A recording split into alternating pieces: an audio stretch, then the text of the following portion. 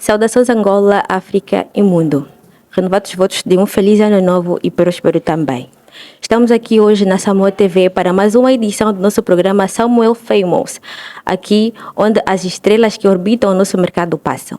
E hoje, mais do que entrevistar, nós viemos ter um encontro de gerações para trocar experiências com o nosso humano, nosso chefe, nosso pai, Eduardo Paim, a.k.a. General Cambuengo. Um homem que, apesar do tempo, manteve-se original. Bom dia, como está? Bom dia a todos, obrigado por essa oportunidade de interagir um bocado com pessoas de outras gerações, de formas a poder passar o testemunho, poder revelar toda uma experiência adquirida, felizmente ao longo de 50 anos de carreira e 62 anos de vida. A honra é toda nossa, com certeza. Mas antes de mais nada, a pergunta mais importante do dia: como é que o nosso general está? Bom, como vocês veem, vivo, teimoso, persistente, resistente e resiliente. Muitos de nós o conhecemos pelos seus feitos na cultura, especialmente na Kizomba. Se pudesse definir a Kizomba ou toda a sua carreira em uma única palavra ou frase, qual seria? Revolução, aspiração, conquista e vitória. Graças a Deus. Falando de revolução, conquista e vitória, nós notamos que é perceptível a caminhada longa que tem ou que fez durante todos esses anos. Mas o que nós desconhecemos mesmo é a origem da sua paixão e vocação pela música. Poderia nos contar um pouquinho mais sobre isso? Bom, penso que todo ser humano nasce com uma tendência, um dom, portanto, uma série de aspirações, não é? Quando nascemos, somos como começar do zero. E à medida que os dias vão passando, as semanas, os meses, vamos tomando contacto com aquilo que está ao nosso redor e vão se definindo tendências. O que eu posso dizer com relação a isso é que dei-me conta desde o momento que cresci, reconheci alguma consciência em mim que a música era qualquer coisa que estava dentro de mim. Nos primeiros passos, a tendência de ouvir música variada, música diversificada, era notória. E com o andar dos anos, ainda com tenra idade, aos 7 anos, comecei em casa a tornar-me muito, portanto, viva, muito acentuada essa tendência da música, porque gerar sons em cima de uma mesa, com uma lata, com qualquer coisa que pudesse fluir sonoridade, começou a despertar determinada atenção. Então aí fica logo a tendência: esse miúdo gosta de música. Mais tarde, aos 9 anos, comecei a ouvir dizer que este miúdo vai ser músico. E tudo isso funcionava como uma vitamina. Isso foi acentuando e, graças a Deus, fui sempre de um ouvido do tamanho do universo. Tinha a tendência de seguir tudo aquilo que me agradasse o ouvido, não é? O que mais tarde vim dar conta que é o que fez-me a pessoa que sou hoje, né? Tentar ir atrás das coisas, tentar perceber. E particularmente nós africanos somos, portanto, de uma natureza muito, mas muito marcada pela arte, seja ela qual for. No caso, estamos a falar de música. Eu gosto de música de todo mundo, não é? Não tenho, portanto, discriminações. Como disse há bocado, tudo aquilo que me parecer convincente no ouvido, eu vou atrás. Mas é claro, tenho a minha natureza, tenho a minha origem, sou do continente africano, sou angolano, embora ter nascido em Brazzaville, mas com uma forte presença da cultura angolana em mim, visto que os meus pais são 100%. Portanto, quando digo 100% é na totalidade. Nasceram em Cachito, angolanos que tiveram que emigrar por razões de sobrevivência, porque os meus pais já estavam ligados à luta na clandestinidade, claro, enfrentando o regime colonial pelo partido, agora partido, na altura o movimento MPLA. Portanto, essa é a minha história, foi por aí onde passei e obviamente que todas essas situações reforçam ou enfraquecem convicções, não é? Mas no caso reforçou o espírito patriótico por ter nascido fora do país ou em limites geográficos que não estão concebidos no país, reforçou a minha, fez a compensação, não é? Eu, como não nasci cá e só vim conhecer Angola aos 10 anos, portanto, fiz aquele exercício, como se diz, quando alguém habituado a desempenhar alguma atividade vai concorrer com alguém que não tem prática, a gente dá-lhe, digamos, voltas de avanço. E então eu fiz a volta de avanço eu mesmo, porque eu queria me sentir exatamente igual a todos os outros, não é? E obviamente que paralelamente isso também desenvolveu sentimentos, desenvolveu impulsos que hoje em dia vocês podem confirmar na minha musicalidade.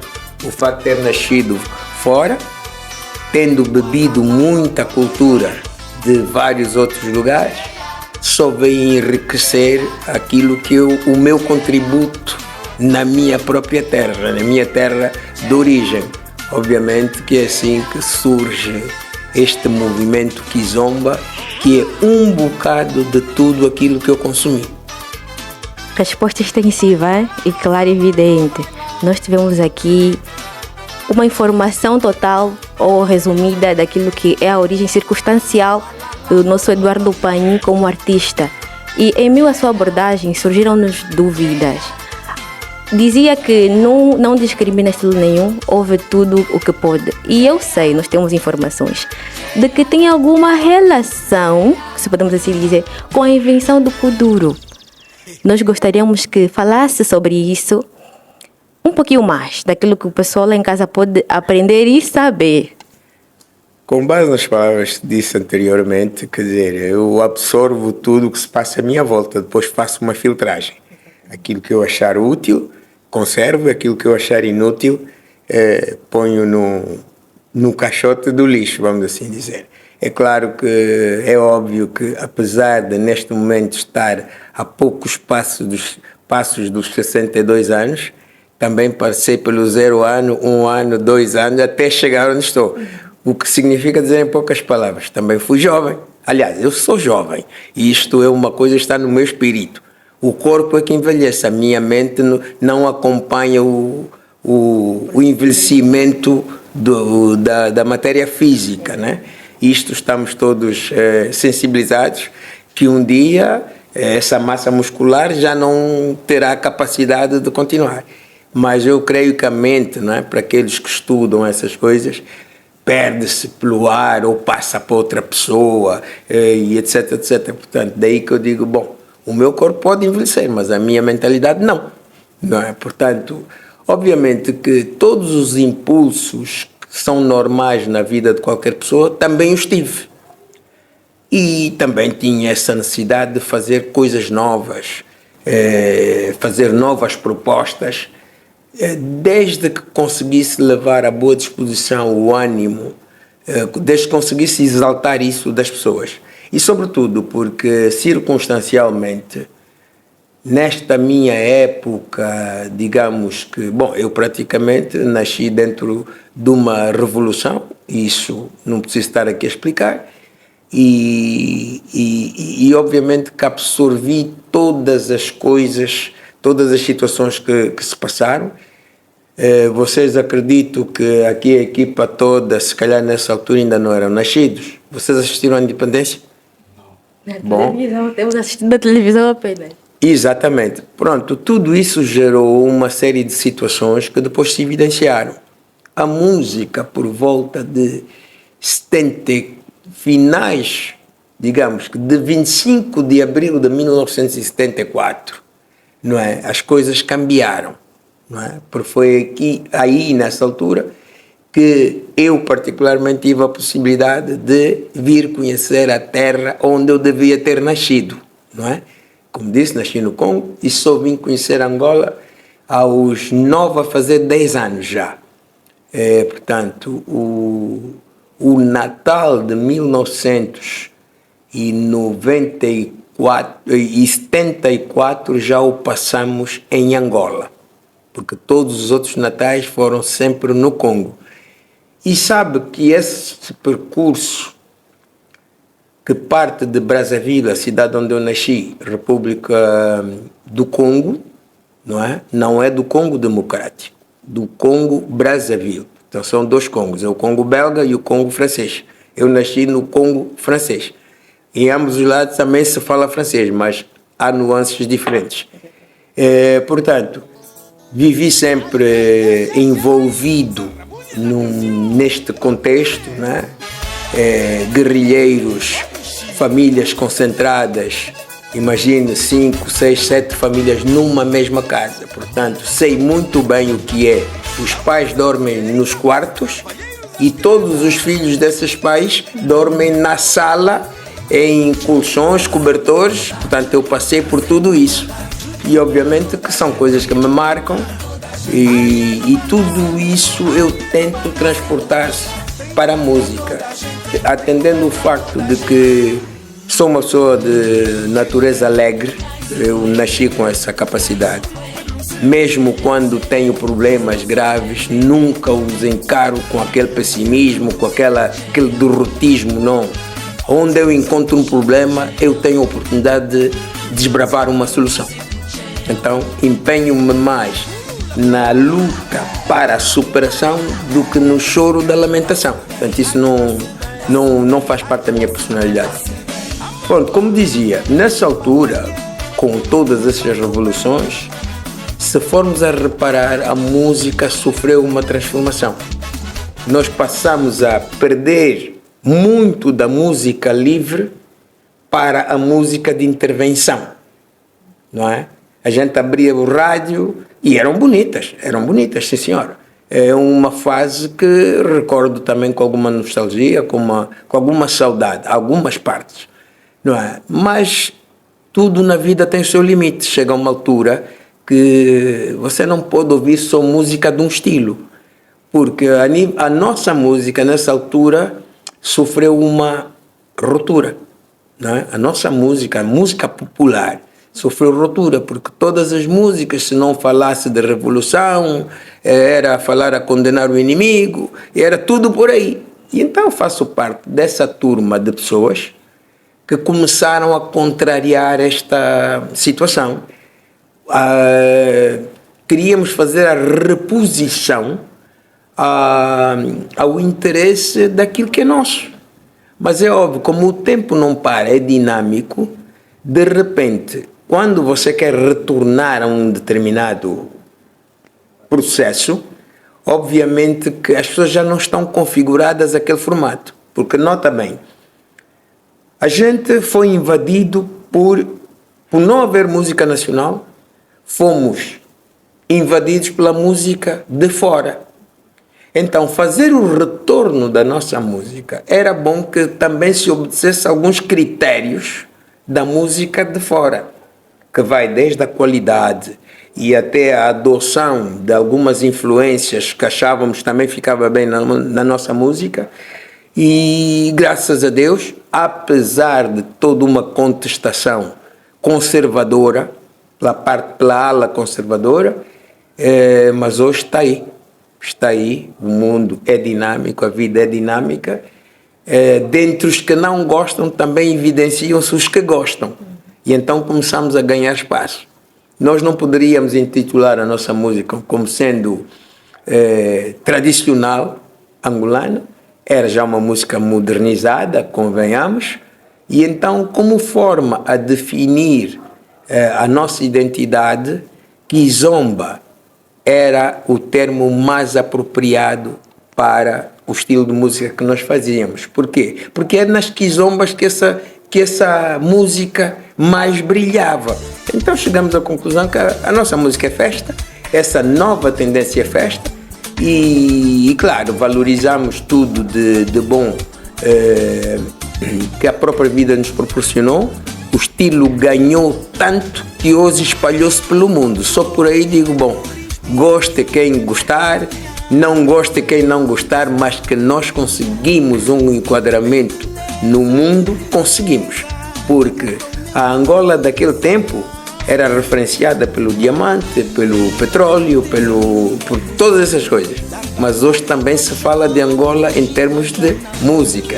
E a Kizomba assume um papel portanto, de muito destaque. Isso para não criar ciúmes aos outros estilos. Mas a verdade é essa. E para mim é um orgulho muito, muito grande poder ser, digamos, um dos motivos para que essa revolução acontecesse. Neste perfil de coisas, obviamente que por ouvir músicas de muitos lugares e tentar coisas diferentes, nós na altura, portanto, eu não vou falar do Kuduro, porque acho que na cronologia o Kuduro já é uma consequência de mudanças que começaram antes.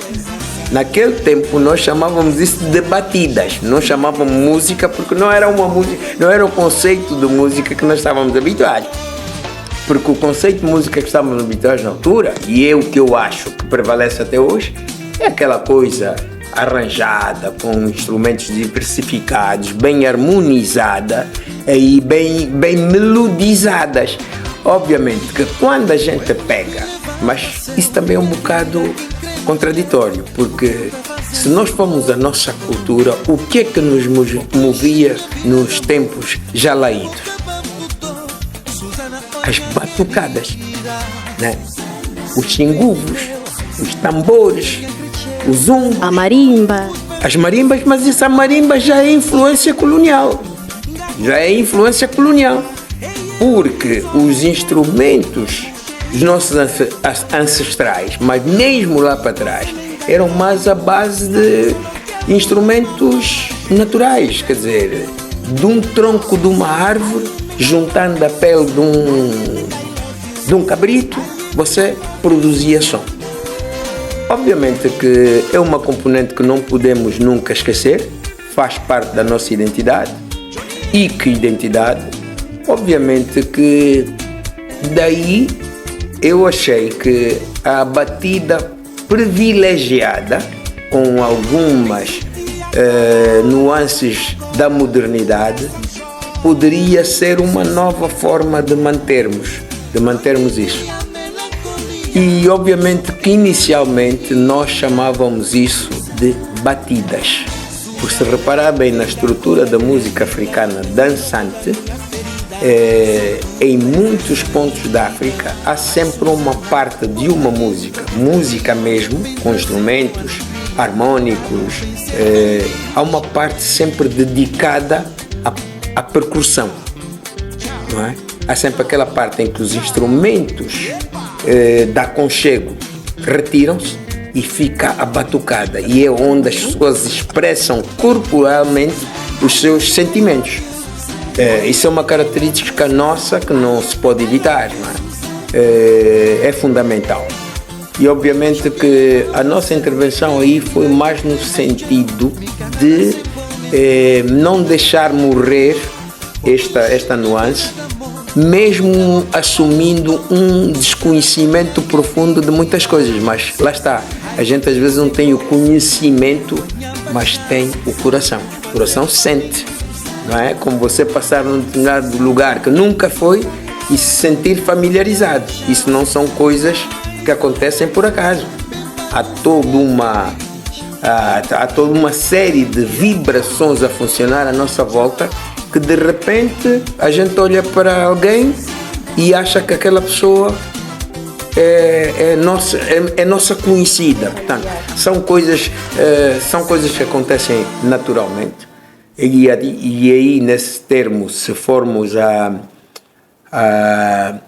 ver a história do tráfico negreiro, acabaremos por compreender como é que gente de latitudes longínquas tem a mesma característica que nós.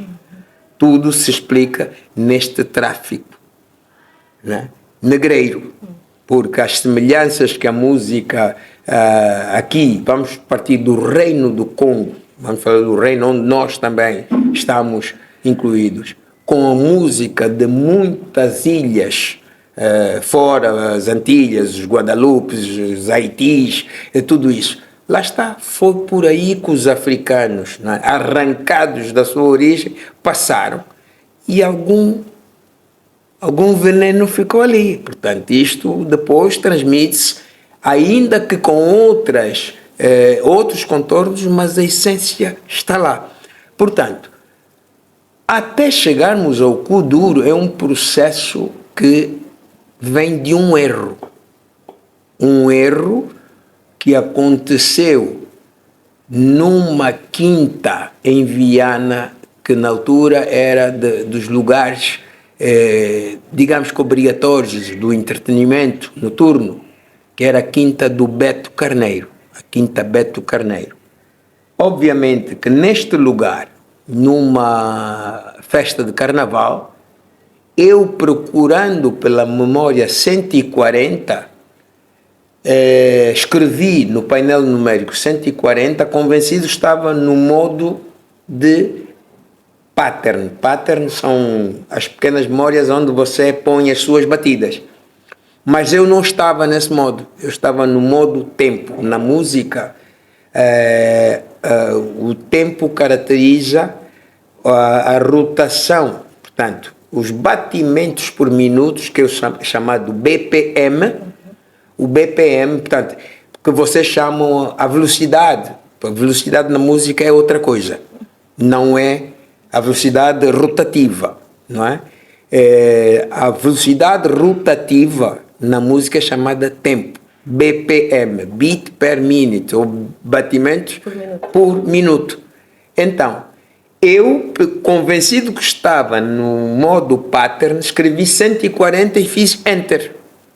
Ela assumiu o BPM 140, que é uma, digamos, nos termos que vocês chamam, uma velocidade muito acelerada, não é? Porque a nossa música normalmente acontece entre os 90, há quem até faça música com menos, com um tempo menor, as tarraxinhas, essas músicas assim mais para curtir uma passada e tal, acontecem aí, mas na nossa música normalmente varia entre os 98 BPM até 130.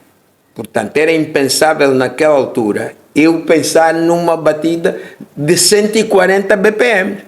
Portanto, eu pensando que chamei a memória 140, acelerei a batida a este ponto e arrancamos a música. Aconteceu um fenômeno jamais visto. Todo o público na festa rompe o salão e nós no palco a encontrar uma forma de terminar aquele erro, não é?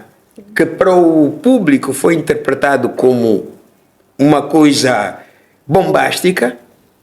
E quando eu consigo criar ali o que acontece? Veja bem a natureza das coisas. Para não evidenciar o erro, faço algumas animações vocais, né? Para não cortar a música assim, até eu ter a possibilidade de fazer o prrr, pá. Então, faço aquelas animações de yawa, yawaba, para cima, para baixo, não sei quanto, e o público a interagir. Mas eu, à procura da primeira oportunidade para parar aquilo, porque aquilo não era uma música. E quando faço prrr, pá, o pessoal revoltou-se. Por que parou? Parou por quê?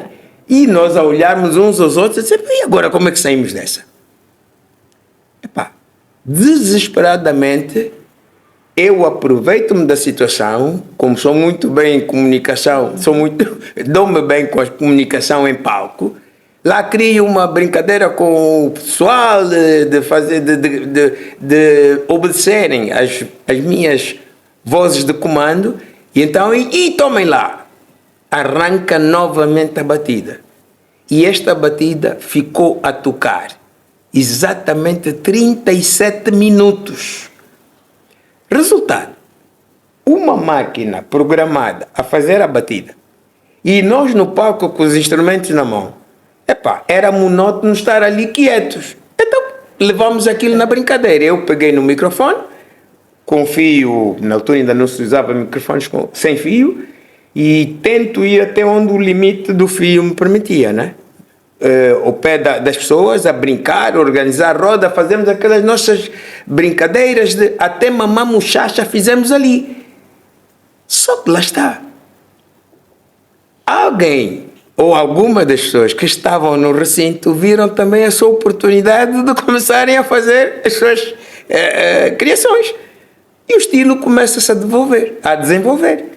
Passou de batida para açúcar, mais açúcar, começaram a aparecer outros nomes, não é? A desenvolver isso até chegar o kuduro, está a ver? Portanto, eu assumo-me como sendo o que deixou a porta aberta. Só que depois disso, as pessoas que entraram desenvolveram aquilo. Onde é que me ia passar pela cabeça que vou inventar o kuduro? Isso não se inventa assim. Acontece. Obviamente que, pronto, não entro nessa luta. Esse reinado não tem nada a ver comigo. Embora me reconheça, isso posso dizer com toda a convicção. Quem conhece a história sabe que eu não estou a mentir. Foi deste erro que eu cometi que apareceu tudo isso, não é? Mas ainda bem. Portanto, uma vez mais, quer dizer, sinto esse orgulho de até nos erros ter inspirado mentes brilhantes. Acabamos de ter aqui um testemunho pesado, uma fonte oral, com certeza que vai ficar arquivado. Quem não sabia, ficou a saber. No princípio da sua abordagem, falou da kizomba, da evolução que sofreu o estilo em si geral.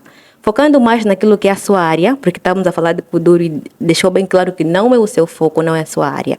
Focando naquilo que é a sua área, a kizomba ganhou novas nuances, ganhou um novo público, está num novo contexto agora. O que acha? Qual é o seu pensamento sobre a realidade que vivemos da kizomba? E acredita que ela tem fugido daquilo que é a sua originalidade ou nem por isso estamos a caminhando um bom curso? Isto era inevitável. Não é? Nós, antes de começarmos essa gravação, estávamos aqui a ter uma conversa. Os degraus nunca acabam. O nosso alcance, num determinado nível, concebe um fim. Mas se atingirmos aquilo que era o nosso alcance, vamos ver que continua. Portanto, os degraus nunca acabam. E as modificações são constantes da vida. Portanto, é claro que a kizomba que eu represento, nos dias de hoje, tem muito poucos, digamos, vamos chamar assim, conservadores, não é? Porque hoje em dia até inteligência artificial ajudar, vou dizer mesmo com toda a clareza, músicos fracos, isso é mesmo assim, não é? Já existe. E obviamente que isso depois tem repercussões. Portanto, o que se fez há 10 anos, hoje já não é a mesma coisa. Porque tudo evolui, não é? A tecnologia avança e existe uma componente tecnológica muito presente nos estilos que imperam há pelo menos 40, 50 anos. Eu faço parte disso, não é? A geração dos sintetizadores, a geração dos sequenciadores, a geração das programações na música existe e naturalmente elas deixam sempre alguma marca. O que é nossa tarefa, acho eu que isso é digno, é termos sempre a noção de onde estamos e como estamos. Se eu pegar em você e meter dentro de um quarto e desligar a luz, você não sabe se é dia ou se é noite. Perde essa referência e a partir daí já as contas não batem certas. E se fizer o contrário, a mesma coisa. Se eu pegar em si, meter num quartinho, acender a luz e ficar essa luz permanentemente acesa, você não está a ver o que se está a passar à volta. Só se dará conta na hora em que o corpo cansa e dorme. Mas você pode estar a dormir durante o dia convencido que é noite. Para ter essa noção, você tem que ver, ter contacto com o mundo exterior. Portanto, é dessa forma que todos nós, com o acesso a essas constantes mudanças, vamos reagindo também. Portanto, eu não sou contra a evolução. Faço apenas a recomendação. Tenha sempre noção de onde vens e onde pretendes chegar. Não é? Assim você saberá o que é que deve conservar e o que é que pode alterar. Não é? Se eu cantar Rosa Baila a minha vida toda, então a minha criatividade não serve para mais nada. Não é? Agradeço a Deus de ter colocado músicas minhas como hits nacionais e internacionais, mas eu preciso de me superar. Se eu adormecer nessa sombra dessas bananeiras, quer dizer, os outros andarem, eu fiquei. Tá vendo? Então é muito natural que nesse processo de evolução, às vezes nos afastamos daquilo que é a nossa essência. Portanto, não sou contra, antes pelo contrário, eu sou resultado disso. Eu também alterei algumas coisas nos padrões que tinha para conseguir a notoriedade que tenho.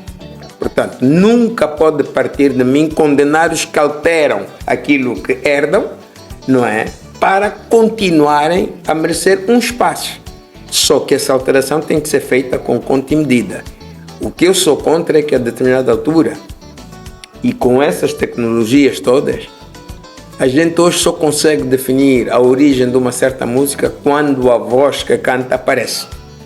Porque o instrumental está praticamente igual para todos. Está praticamente igual para todos. Portanto, esta é a característica que eu acho que não devo perder. Eu penso que quem me conhece reconhecerá sempre um dedo do painho. Qualquer coisa me faz pensar em painho. Não é? É a minha marca. Portanto, se eu perder a minha marca, deixei de ser o painho. Vai ser qualquer um também.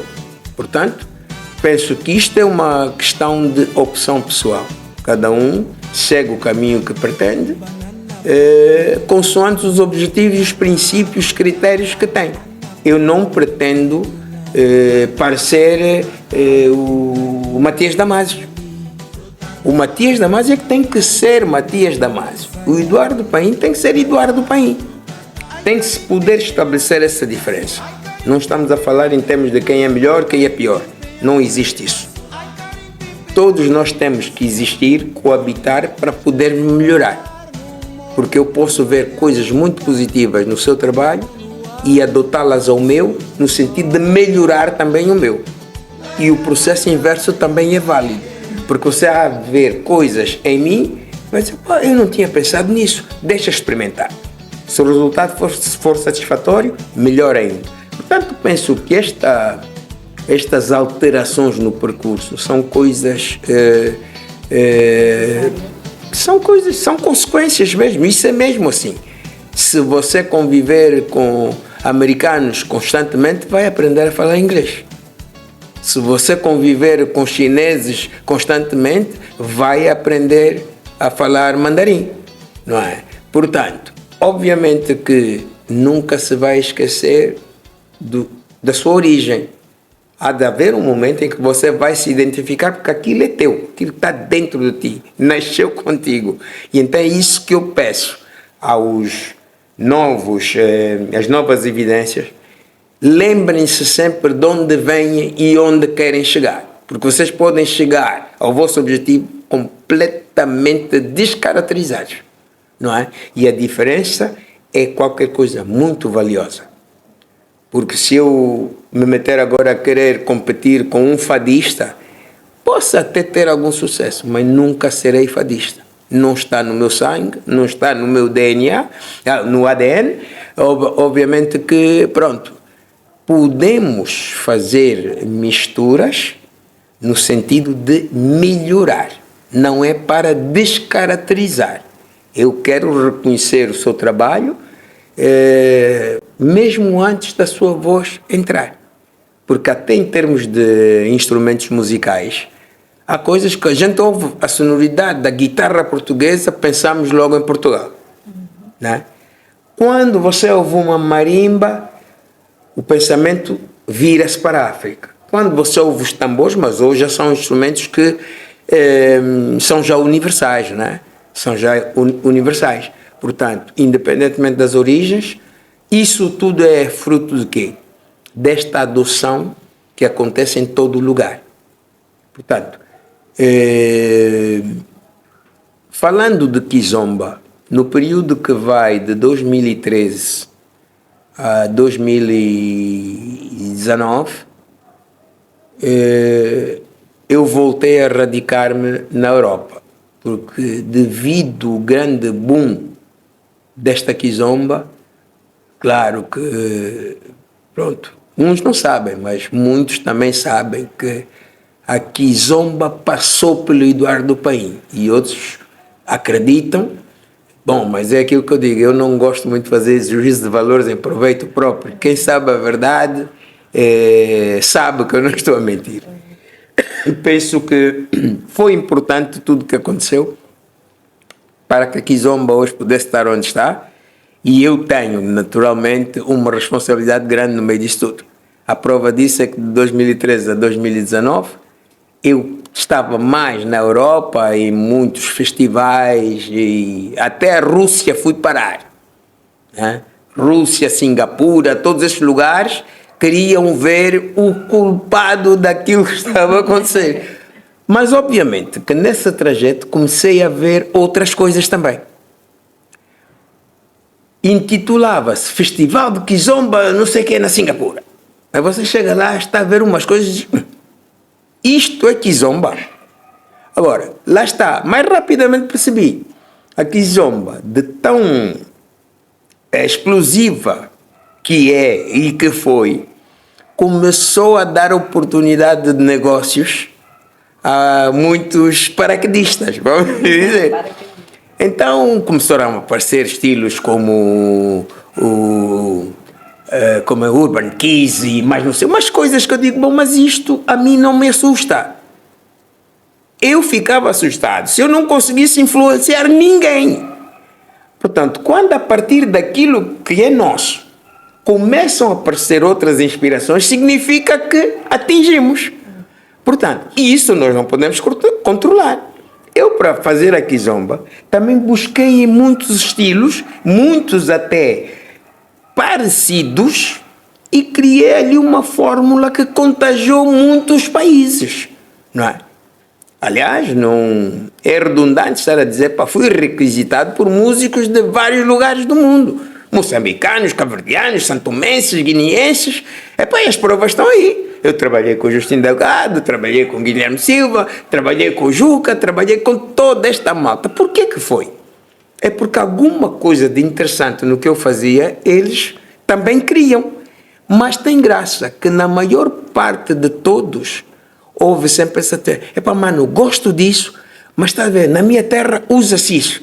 Tenta enquadrar isso. Está a ver, fator identidade.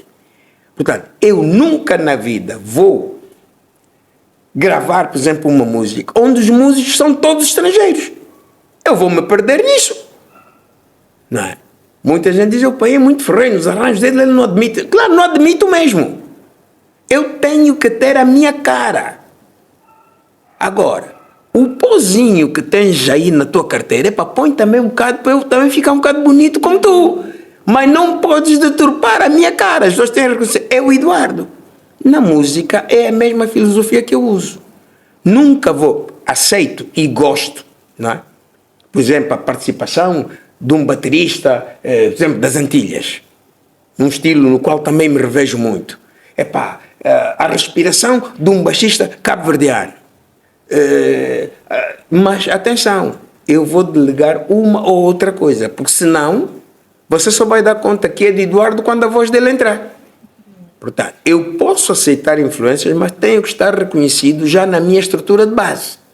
Portanto, isso é uma preocupação que eu tenho sempre, mas há quem não se preocupa com isso. Por isso é que eu disse, você hoje em dia, aí muita música começa, você acha que é Cabo Verde, depois, é um angolano que está a cantar. Lá está, esses intercâmbios, se não forem também regulados, acaba nisso, não é? Acaba nisso. Por exemplo, vou falar de um nome que dispensa qualquer tipo de apresentação. Bonga, que foi, na sua carreira toda, um internacional músico e cantor angolano. E nele comecei a topar isso. Por inerência da sua localização no momento, ele trabalhava com muitos músicos de vários países. Mas já repararam que a essência dele sempre esteve definida? Porque havia coisas que diziam, não, essa parte tem que ser tocada por... Esse instrumento tem que ser tocado por um que respira a mesma atmosfera que eu. Não é? Portanto, se a gente entrega tudo, se a base, por exemplo, for portuguesa, a nossa música vai se perder aí. A nossa característica vai se perder. Portanto, há coisas que temos que cumprir para não perder a identidade. É preciso ter um bocado dessa preocupação. Sabe que a modernização tem este efeito, tem este senão, porque eu muitas vezes também ouço músicas feitas por essa geração mais atual e tem muita coisa nela que eu gosto, que também quero para mim. E incrusto, mas sempre na perspectiva de que eu não me posso perder nisso. Eu posso modernizar a minha música, atualizar o meu padrão, mas não posso perder a identidade. Porque, de repente, até acabo por sujar um legado. Penso que isto é mesmo assim. O ouvido gosta, o corpo quer reagir.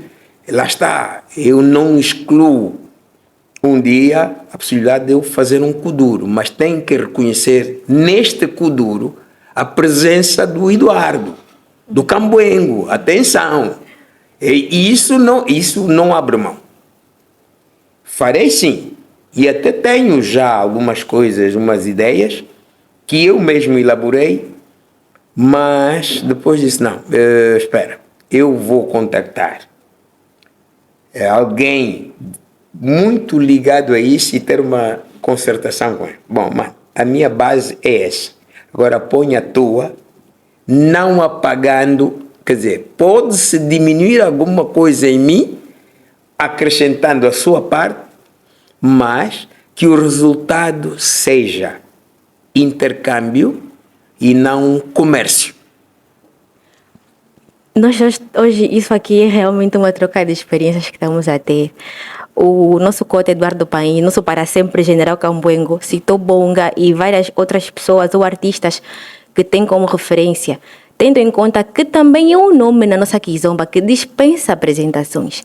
Nós gostaríamos de saber, o nosso general está a preparar, por acaso, uma obra literária, alguma coisa que vai deixar como legado escrito para as próximas gerações e as atuais, em função do conhecimento todo que tem sobre música, kizomba e arte?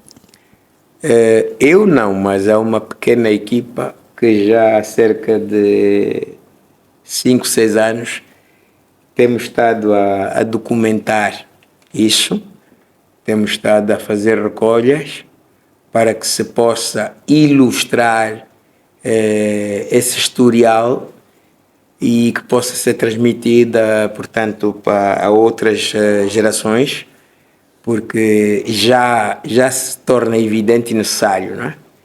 Eu vou fazer 62 anos de vida, comecei o meu percurso musical, na verdade, aos 11 anos. Nessa altura eu teria 51, mas aqueles primeiros tempos de aprendizagem eu prefiro não contar. Então conto que dos 9 aos 11 foi aquele período de aproximação, adaptação. Aos 12 anos, nessa altura, em 76, é que comecei a dar alguns passos já visíveis, né? Já participava em atividades culturais escolares e com uma notoriedade, portanto, visível, né? Impactante. É daí que eu faço a minha contagem, porque na verdade comecei aos 7 anos, mas aos 7 anos é que tira aí o pau, então por aí.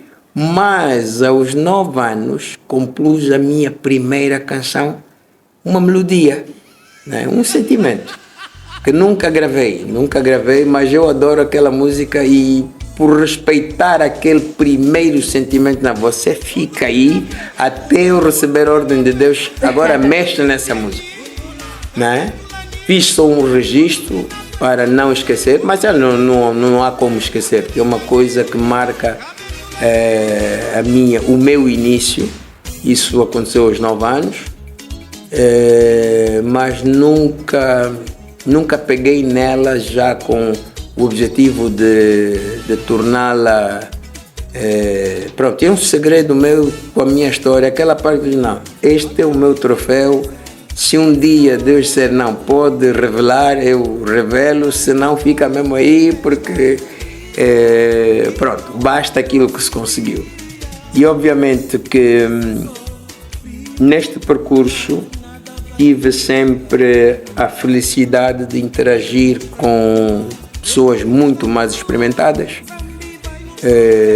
Tenho uma história em que posso citar aqui nomes que certamente poderão causar alguma inveja em alguns músicos, que eu desde pequeno olha, uma coisa muito, muito impressionante, conheci a Miriam Makeba em Cabinda, no Sina Chiluango, num show que ela foi fazer e que nem acabou. Alguém na plateia bajulou tanto que ela irritou-se e deixou o show a meio. Bajular tanto a ponto de ter subido no palco e querendo... pronto, não interessa. Conheci, não tive nenhum contato, mas conheci. Mas, entretanto, ainda não era o Eduardo Paim que sou hoje. Conheci o Mário Matadide, Mwana Kitoko, antigo vocalista do trio Majesi, no Congo. Aquilo era Ma de Mário, J de Jesquin e C de Sinatra, Cisco, qualquer coisa assim. Eram 3 cantores que eu já comparava ao James Brown, tá vendo? Por causa, além da musicalidade que era boa, a performance em palco, aquele escorregar. Qual é a criança que não gosta disso? E de repente é meu amigo, é meu colega, tá vendo? Então, assim, posso citar quase todos: Carlos Lamartine, David Zé, Urbano de Castro, que frequentava a casa da minha falecida tia Inês no Kazenga, não é? Pronto, quer dizer, fui tendo essa sorte de quase todos bebi sempre um bocado. Tony do Fumo, por exemplo, que olhava para mim e na altura ainda nem tinha nada a ver com a música, era miúdo que gostava de assistir os ensaios mais velhos.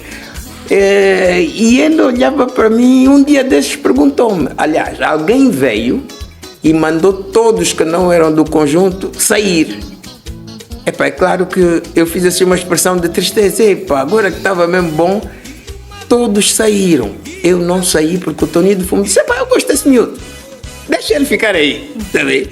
Coisas assim, por exemplo, quer dizer, e de repente, no âmbito já mais internacional, de repente estás com o Jacob Devarieux, estás com o Papa Wemba, estás com músicos, pronto, que é assim, quer dizer, obviamente que todas esses cruzamentos tinham que me dar alguma coisa. Eu tinha que ganhar alguma coisa com isso. E quando falo em ganhar, não é dinheiro, conhecimento, reconhecimento. E nesse aspecto estou tranquilo, quer dizer, estou muito bem rodeado, muito bem relacionado. E é assim com todos, né? Alegro-me de poder fazer parte da história de músicos como o Paulo Flores, numa fase já mais mediática, mas o meu começo está mesmo ali atrás. Mambo Rose, Jacinto Chipa, Robertinho, trabalhando com essas pessoas, nós fizemos história, né?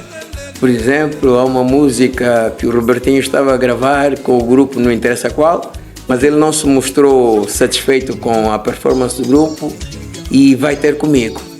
E pede para, mano, eu gosto tanto dessa música, podes fazer alguma coisa por isso? E eu disse, na base dos outros eu não mexo. Se eu mexer, vou fazer outra coisa. E digo porque no que eu faço também não admito alterações que não venham com a minha autorização. Portanto, se os outros fizeram não gostaste, é uma coisa. Então pega nesse processo, põe naquela gaveta, vamos recomeçar outra. E não é que esta música nos fez ganhar o prémio Velvice na altura. Esta música é o desespero. E na gota de xite, muita gente. Família. Exatamente. Isso depois do grande sucesso com o Jacinto Chipa, que também foi a mesma coisa. Ele gravou primeiro com o grupo. Mas ele dizia, não é esse o padrão que eu quero. Há uma pessoa aqui que consegue. E então procurou-me. E eu disse a mesma coisa. Aliás, foi com ela a primeira vez. E eu disse, mano, no que os outros fizeram, eu não ponho as mãos. Se queres que eu aumente alguma coisa, posso. Mas não vou desarticular nada. E eram 5 músicas. Maiê, Maiê, Tucalalapi, Chihuá, Chihuá, Joelma e... Mas eram 5 temas. E eu peguei nas músicas, fiz os meus arranjos 2 semanas depois, sucesso nacional. Não é? E claro que isso foi chamando outros músicos. Mas antes disso, já tinha trabalhado, aliás, o Diabica até, eu recrutei-o para o grupo SOS. Disse, você tem que estar connosco, não pode ser um artista solto, tem que ficar connosco. E então... foi assim, é uma história que, pronto, a maior parte das músicas infantis que tocam nas festas das crianças mal sabem que estão a dançar Eduardo Paim. Mal sabíamos. E então, pronto, falando nisso, é assim, tive alguma sorte também no meio disso tudo. Como, por exemplo, a pré-sintonia, a trilha sonora do Noticiário das 20 e das 13 da Rádio Nacional. Trilhas sonoras e tudo. Meu Deus. Não, tenho muita história que as pessoas desconhecem. Inclusivamente a trilha sonora da LAC Antena Comercial também é minha. Tá vendo? Tudo executado por mim, sem artistas convidados. A percussão é minha, a guitarra é minha, o piano é meu, porque esse era o estilo onde eu me enquadrava antes de ter a notoriedade. Tá vendo? Porque antes do estilo Kizomba eu já tocava. Mas fazia coisas, jingles para rádio, para TPA e essa coisa. E as pessoas na altura, por ter muito pouca idade, mas assim uma visão musical que impressionava as pessoas, eu era muito requisitado. E nunca publicitei isso. E obviamente que agora chega um momento, hoje já tenho 62, amanhã posso não estar aqui. E é melhor que a história se escreva para que ela possa garantir a minha continuidade depois do desgaste físico, né? Obviamente que sim. Então, nessa ordem de ideia, eu não tenho jeito para escrever histórias. A minha história escrevo na música. Não é? Agora, arrumar todo um percurso cronológico, a cronologia de um percurso, os acontecimentos, essa coisa toda, tenho alguém que está a cuidar disso e já várias foram as vezes que queríamos lançar, mas é assim, mano, ainda falta acontecer coisas, não é? Ainda faltam acontecer coisas aí, portanto, vamos contar uma história podendo exibir, né, aquilo que se foi conseguindo ao longo dos tempos, tudo isso, que isso não é um mero quadro. Isto aqui é uma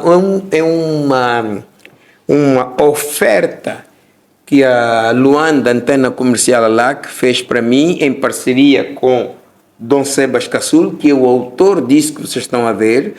Pronto, e ali daquele lado estão a maior parte dos títulos das minhas músicas. e etc, etc. Portanto, há toda uma série de coisas e outras, como podem ver nas paredes, tem muita coisa e outras até estão em caixas, porque, pá, senão daqui a bocado é só... eu não pretendo transformar a minha casa num museu, né? E então, há uma série de coisas que estamos a compilar, organizar, para depois brindar ao público com essa informação. São informações de primeira mão que nós, Samoa TV, tivemos a honra de ouvir, escutar e transmitir para vocês.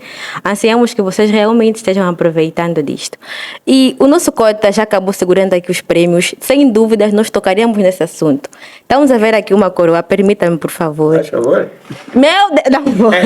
Esse é manguito, família. Por isso eu nem Uma coroa. Isso é muito pesado. Esse é muito pesado, mas ainda assim não transmite o peso da honra que é estar aqui com o nosso querido para sempre General Kamungo Eduardo Paim. Quer falar-nos um pouquinho mais sobre a condecoração que teve? E sem dúvidas, esta coroa representa o seu reinado na Kizomba, porque não seria um exagero. Está aí escrito. Né? Exatamente. Está aí escrito. Aqui. Não seria um exagero dizer que é o rei da nossa Kizomba angolana. Na sua abordagem, falava sobre bajulação, e isso trouxe-me à memória fãs. Como é que o nosso cota Eduardo Paim lida com os seus fãs?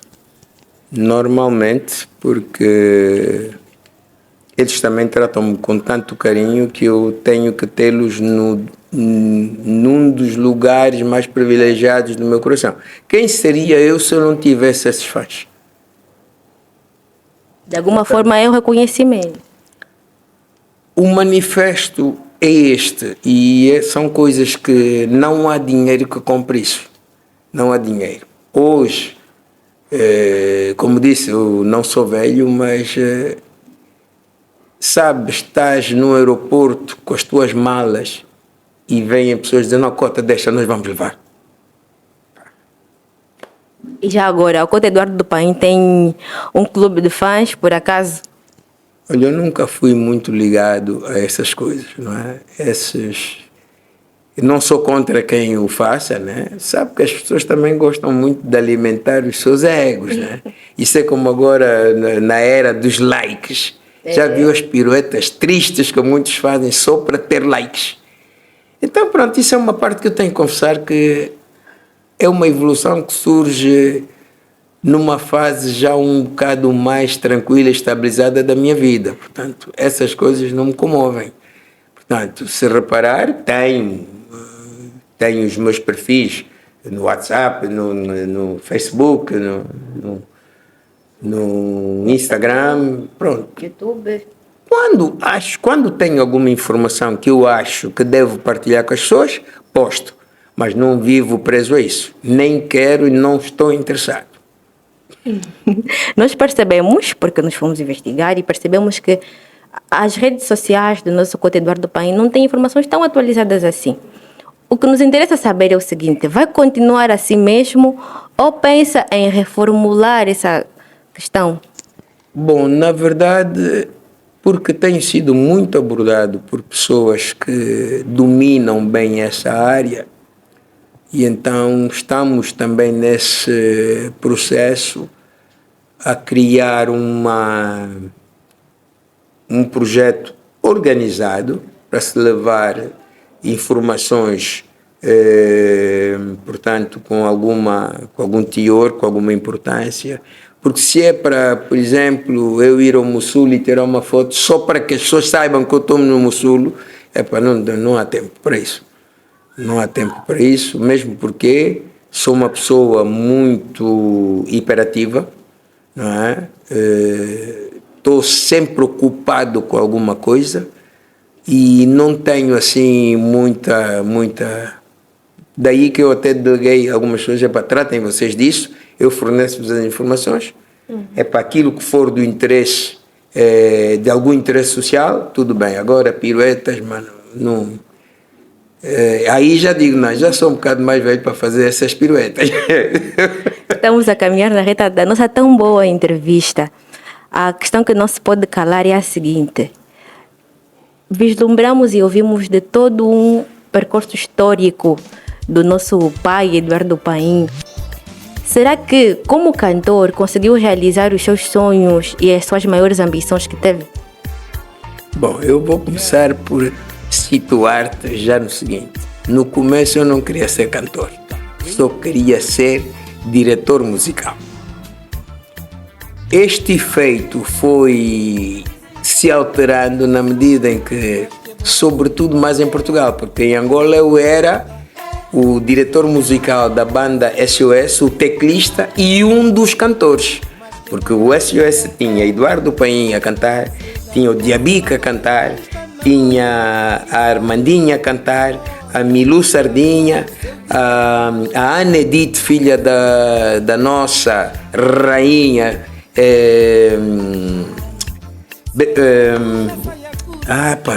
Vê só, isso já são coisas da idade, não é? Da corte Lourdes Van Dunen.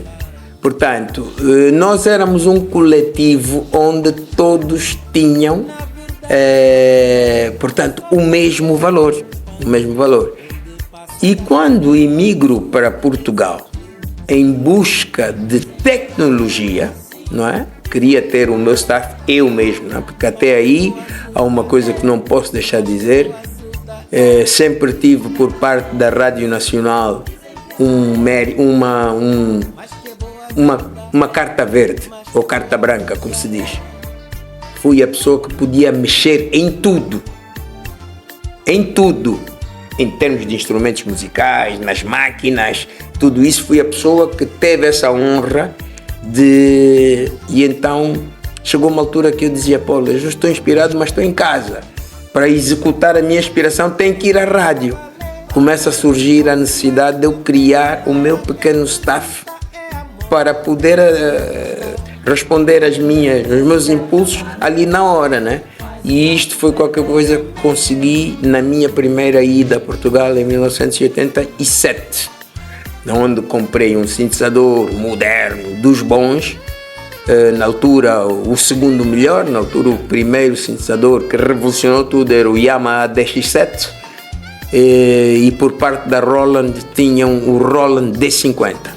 Eu comprei o Roland D50 e comprei uma caixa de ritmo, comprei alguns sequenciadores, uma coisa, bom, dentro dos padrões que eu prezava. E consegui, portanto, montar o meu staff, e aí disparei, né? Obviamente que fui recorrido por vários cantores que 1 mês, 2 meses depois estavam no topo. Lá fora não é como aqui, infelizmente até agora ainda é assim. Ali ou ralas ou então és ultrapassado. Então, mas eu cheguei a uma altura e disse: pô, espera aí, mano. Fulano, eu atrás. Beltrano, eu atrás. Cicrano, eu atrás. Todos chegaram lá. Eu acho que tem tudo também para chegar. Então faço a minha primeira proposta discográfica, que é o Luan da minha banda, onde se destacaram músicas como A Minha Vizinha e uma série de coisas. Ai, se me falta Kizomba. Que hoje até são os documentos que uso para dizer: não, esses novos donos, nesta altura que lancei esse disco, leia aqui esse nome que está aqui, nem eram nascidos. Portanto, não preciso discutir com eles, não quero confronto com eles, deixa eles dizerem as baboseiras que querem e pronto. Pois bem, a outra pergunta que nós vamos fazer certamente é para o contributo do nosso pai, a nós que somos os divulgadores da informação e da arte. Onde é que acha que nós, como televisão, de forma nacional ou geral, temos de alguma forma pecado naquilo que é a valorização da nossa cultura? E Kizomba, nesse contexto que estamos a falar? Bom, eu assim, de um modo geral, não tenho nada a apontar-vos ou repontar, né? Desde que a informação seja feita com honestidade, com clareza, toda a divulgação por vocês desenvolvida é algo que, em nome das pessoas da classe onde me enquadro, agradeço e incentivo a continuarem neste processo. É bonito a gente abrir a nossa televisão e estarmos em contacto com a criatividade dos jovens, a continuidade, a atualidade dos mais velhos. Isto é um leque onde não há só uma pétala, portanto, não há só uma haste, há várias. E nós temos tudo isso ao nosso alcance, incentivos a continuarem com esse trabalho, quer aqueles que trabalham em televisões, em plataformas, divulgando a nossa cultura, é o caso que estou a ver aqui. Portanto, o vosso objetivo, no fundo, é levar um pouco mais de Eduardo Paim àqueles que até o seguem e conhecem o percurso e querem saber sempre mais qualquer coisa. Isto é qualquer coisa que vos parabenizo e agradeço desde já em nome dos músicos, das pessoas da arte, este vosso empenho, não é? Isto é positivo, super positivo, porque o nosso trabalho também não terá o alcance sem a vossa ajuda. Terá algum, mas vocês ajudam-nos a expandir, vocês levam-nos mais longe, graças a esses meios de divulgação que existem em países que eu não conheço, mas eu já lá cheguei com o meu trabalho. É graças a vocês, é graças a esse vosso empenho, e isto é de se bater palmas. Por isso é que eu disse desde o início, não tenho nada para apontar. Uma recomendação básica e tranquila é, no que fizerem, melhorem sempre o vosso resultado para que possamos todos sentir orgulho, não é?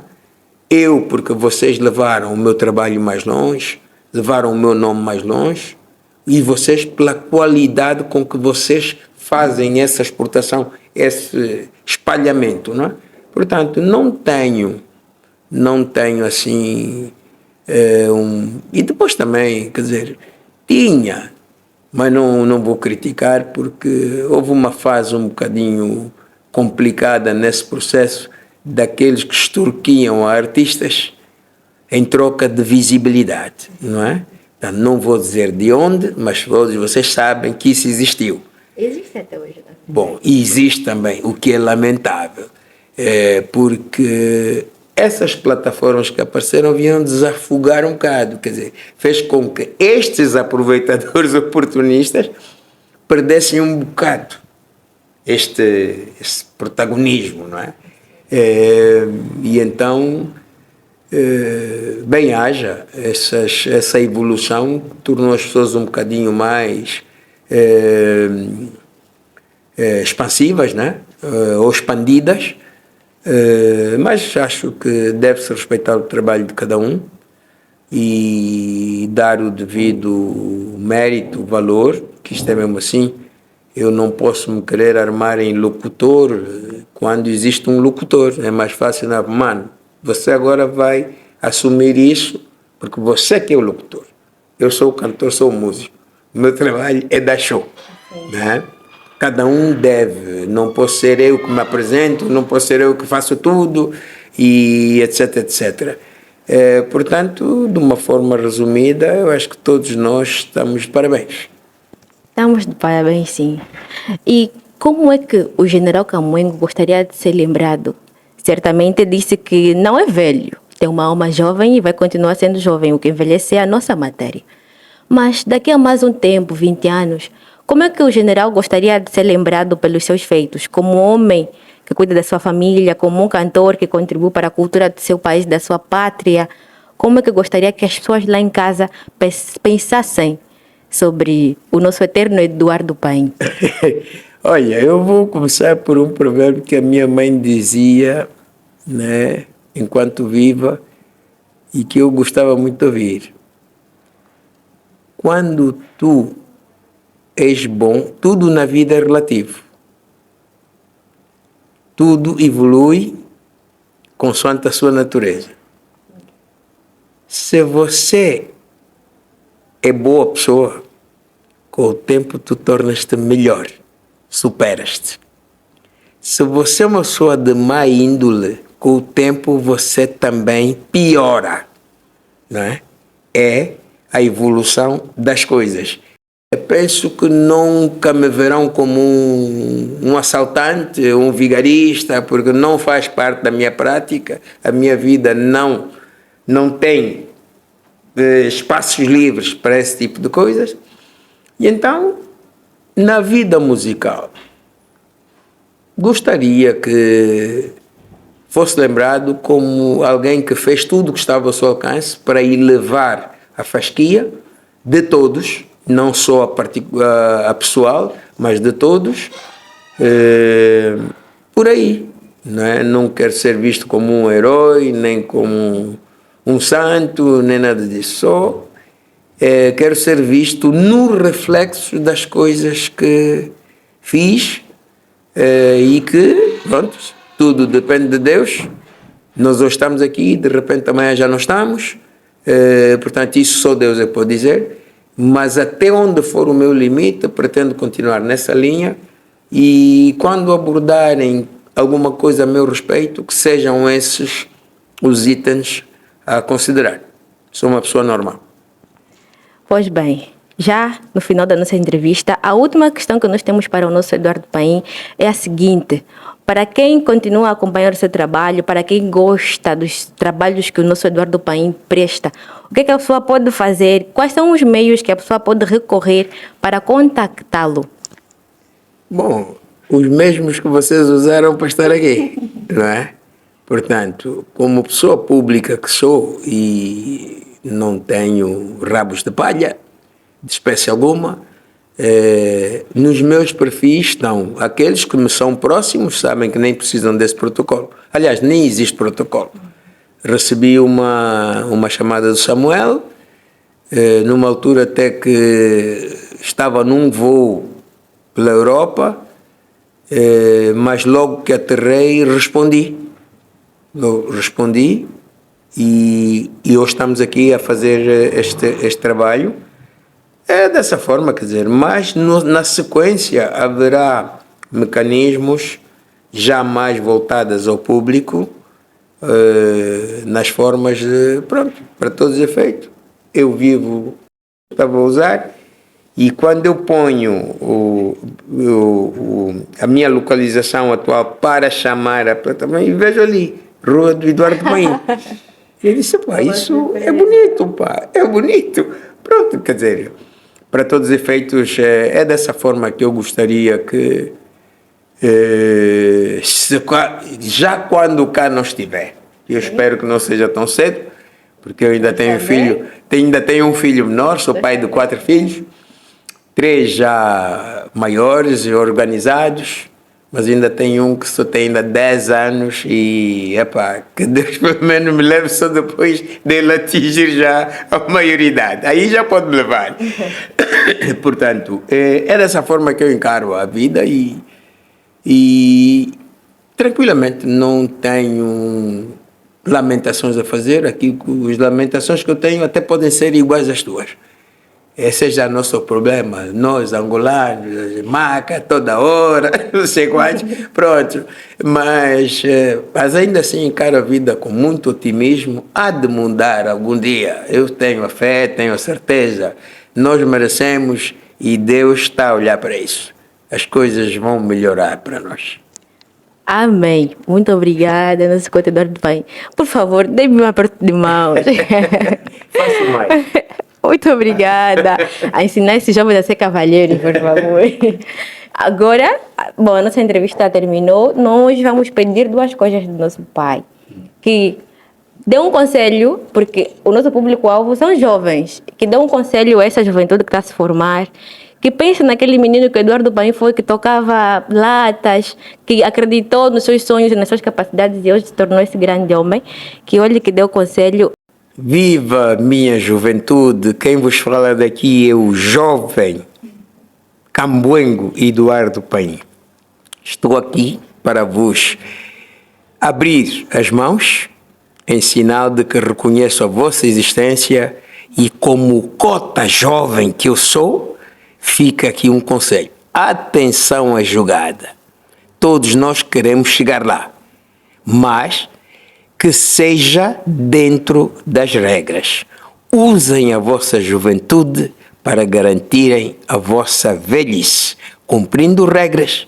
E quando se fala em cumprir regras, é horários, honestidade, a lealdade aos amigos, o respeito ao próximo. Lemba-o, camarão que dorme, a onda leva.